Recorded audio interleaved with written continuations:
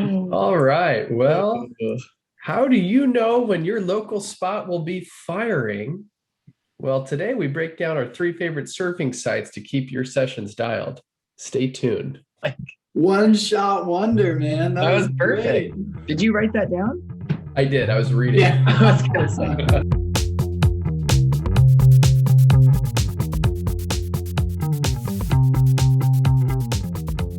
Hi, Andrew. Who is that? Is that Edwin? Yeah. Come Hey, on. Edwin. And who else is there? Dan. Dan. Hey. What's up, dude? Hey, Edwin, You're up man. late, huh? We were watching Madagascar. I like to move it, move it. That's it. Oh. I like to move it. All right, you want to say night? Night? Good night. Good night, Good dude. night, Win. Win, can you shut the door? Yeah, so we want to do a quick shout out. Thanks to YL, Tommy Surfs, and Damien. It's been super fun chatting about boards. We appreciate the comments and the feedback, and we have a couple board reviews coming down the old pipeline, which also means that Andrew's gonna really have to try out my pod mod, which I'm really excited about. We'll see. I can't wait for that footage to drop. All right. Well, let's dive into our 3 favorite websites, and as well as we do have one honorable mention. So for the first site, Surfline, I hope everyone has heard of Surfline because it is kind of the go-to forecasting website that most people know and love, / maybe a little hate as well. Quick little backstory on it. When it started, they actually drove to all the surf spots and they would record a report on their phone. And so then surfers would dial in and it would cost 55 cents per report. And they would listen to a pre-recorded message about how the conditions were at each spot. Fascinating. 5 cents. So if you checked 10 spots, it'd cost you $5. How much does Surfline cost per month? I think it's like it's $70 annually, I think. I mean, it's probably almost cheaper now with inflation. I would agree. I think totally that's is. expensive. In fact, I don't think it's ever adjusted for inflation right now. It's Yeah. like the same price as it was back then. What I primarily use it for is I check the surf. So we have our different spots. We check the Surfline cameras. That's number one.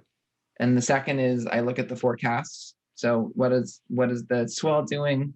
What is the tide doing? They have wind on there, which is It's moderate. real-time It's wind. like moderately accurate.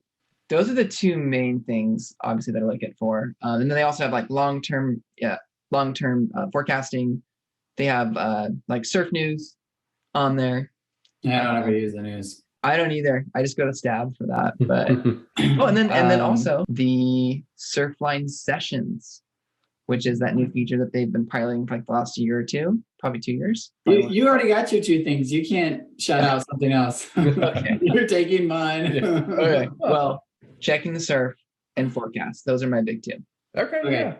So some background here. Steven's a teacher and he gets summers off or, winter break, that kind of stuff. So he can actually look at the forecast and plan ahead of time when he goes. For me, that is not the case. So I don't use forecast short-term or long-term because when I have an open day available, that's pretty much the only day I can go. So I'm going to go no matter what. And whatever the surf ends up being is what it is. So I guess my favorite thing, Steven said it already, my favorite thing is the sessions, the Apple Watch integration.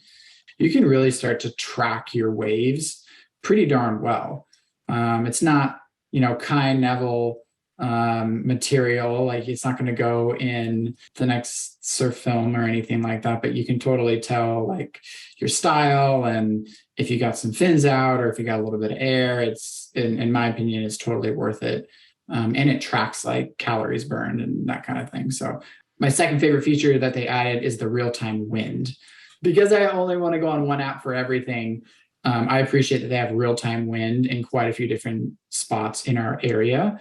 So we know exactly what direction and the strength of the wind. So I really appreciate that. Yeah. And I guess. do you have anything else? Because I feel like we covered it.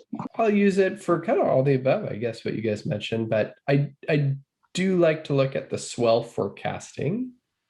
So I like Yeah, to you're do our wave wizard over here. that. You get Yeah, into the charts pretty deep. put on my glasses and take notes. And then what you guys mentioned, the camera, and then also I do enjoy the sessions if you're at those spots that have a decent camera. Something I don't use it for at all is the surf news, and I wish that wasn't the case. I wish all my stuff was just in one place, but right now, similar to Steven, I have to go through a couple different websites and apps to catch up on what's happening in the surf world. So I wish that was better. All right. So one thing is that when you're using Surfline on your app, that experience is different than when you're using it on your computer. When you're looking at swells, you hover over it and you can like tell what direction. I would say you have limited capabilities on your phone or your tablet if you're using it. Yeah, I don't really look at that. I just text my brothers and ask them when it's good, and they tell me when I should go. That works too. The wind isn't the most accurate. It's a good ballpark for what's going to happen, but I feel like certain times of the year, it'll be pretty accurate, like on an hour by hour basis. And then other times it's off by a good chunk for that. But the wind could definitely improve for accuracy. I have 2 feature requests for Surfline. So the first one is I wish I could be alerted when a really great pro is out in the water, like Kelly's out at Pipe or Medina is out in like Ubatuba or something like that. I don't know. Like it'd be really cool to be alerted when one of those guys are out surfing, because I would totally turn on the camera and watch them surf real world conditions. I also wish that with a family plan for Surfline, you could have like a family plan sessions set up. So we use a family plan, all 3 of us, and we all use the Apple Watch to track our waves. But when you go in and you look at the different sessions, there's no distinction between Steven's waves, Daniel's, or mine. That would be You nice. can just rename it. That's one option. But I mean, That's too much effort. totally. This next one is windy. We get a lot of wind up here in Central and Northern California. Fun fact about this one, it was made by a billionaire owner of a Czech search engine, and he's an avid pilot and windsurfer, and he didn't like the data or the websites that were out there for wind. So he coded this himself as just like a part-time side project. Oh So my that's how windy came about. That's crazy. stories Is that are wild? fascinating. I don't have a favorite feature because I don't really use it all that often. I also just commit and go. So I'm right now the definition of a weekend warrior. I'm going if I have a day off, regardless. How I use it, I don't even really use it for like current conditions. I pretty much only use windy for like what's going to happen tomorrow or forecasted. So what I do is I go on Surfline first and I see if there's like a good combination of swell and wind. And if it's like, oh, it's not going to be windy for Tuesday and Wednesday next week, then I go over to windy and I look and see what their models are doing. If they line up, then I'm thinking, oh, that's a pretty good chance of the wind being good for those couple of days. I find that windy's way more accurate with wind, at least in wind forecasting. And so it'll show like, okay, Tuesday is going to be your day. Wednesday, the wind's going to flip early. Monday, the wind's going to flip early. So I think it provides more clarity. Yeah. That's smart because, your wife probably says, don't you want to surf on Saturday? And you say, you know what? No, I want to spend time with you. But you secretly know it's bad wind and it doesn't, don't want to use up your husband currency to on a bad day, right? I definitely have surf currency where Julian says I can go whenever. And that's true to a point. But I try to really only go surf when it appears to be fun. Yeah, I mean, I think for the record, all of us would rather spend time with our significant others and our kids. A very, very close second is to get out in the water and get some good waves. So if you can somehow line up both, then that is the best of both worlds. What about you, Dan? Do you use it? I feel like we use it in a similar way, but I'll do what you're doing, what you said, Steve-O. And then the only pro tip, honestly, the main setting that it starts on is probably the best, but you are able to switch between the weather data on the bottom right hand corner. It's just different weather models. One's European, one's North American. It's kind of interesting if you want to toggle between them. You can see the differences in the wind forecast. But how much is windy? Free. Free, the best part. All right. And then the last app, and this is more of an app, although there is also a website for it, is Lazy Surfer, which according to them is the only digital surf log tool. Add your past and current surf sessions, and Lazy Surfer will alert you when conditions or when good conditions occur.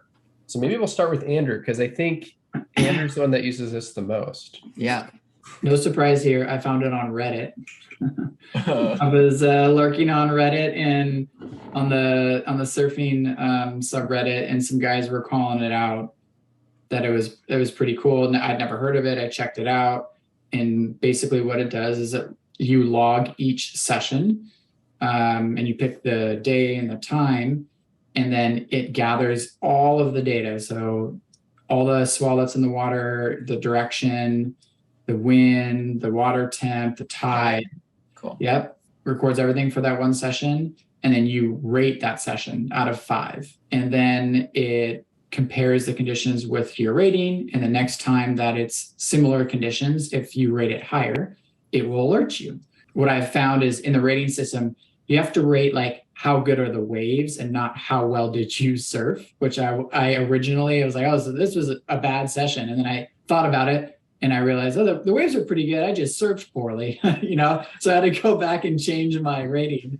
And that made it a little bit more accurate. It doesn't really have a preset list of beaches.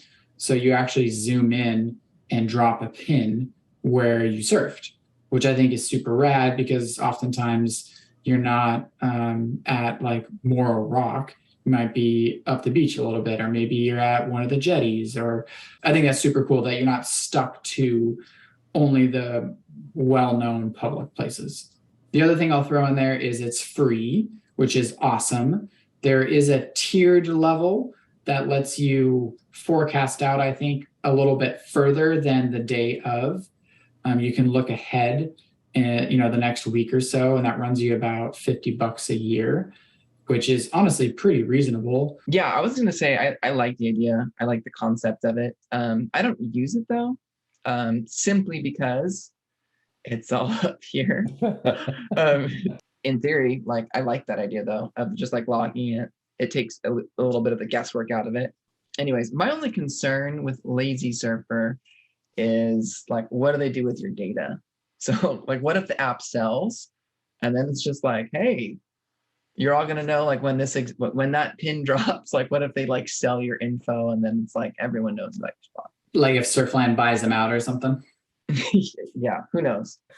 Okay, so the honorable mention, it's Wavecast's Southern California Surf Report. And so shout out to Nathan Cool. He's kind of a local legend when it comes to forecasting. He did all of the wet sand.